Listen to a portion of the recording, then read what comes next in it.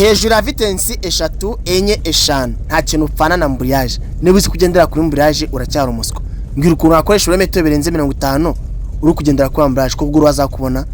Ndakora kuri fere gusa nkandagira ambriage bangure vitensi. Nicyo cyonyine gusa. Nindangiza ndarekura ambriage nongere nagisere imodoka igende. Ntago nzigera nkora kuri ambriage imodoka igenda. Hejuru ya vitesi 2 3 4 5 ndi kwihuta ambriage ntago nyifata. Kuko iyo mfashe ambriage imba nciye intege cyangwa se imba nciye imbaraga imodokari. Mari magambo uruzi neza ko vitensi gufasha guhagarika imodokari cyose feri dakora.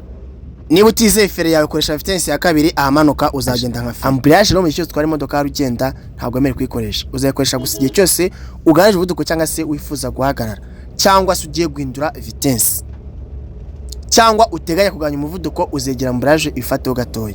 Ako ntago yemereye kugendera kuri ambriage cyose twaye icyabiziga. Ikindi niba uzi neza ko ushaka kwiga imodokari impamvu babuza akazi kanyikubwiye ni ukubera ko uwize imodoka wigana n'umwarimu umwe. Icya kabiri wiga imodokari udafite ahantu uzakura akazi.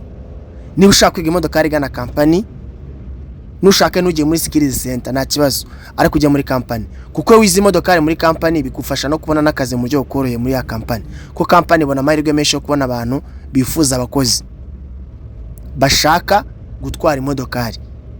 N'ubu ngubu twe ku kazi biragoye yuko wapfa kubona umunyeshuri wizi wacu atafite akazi.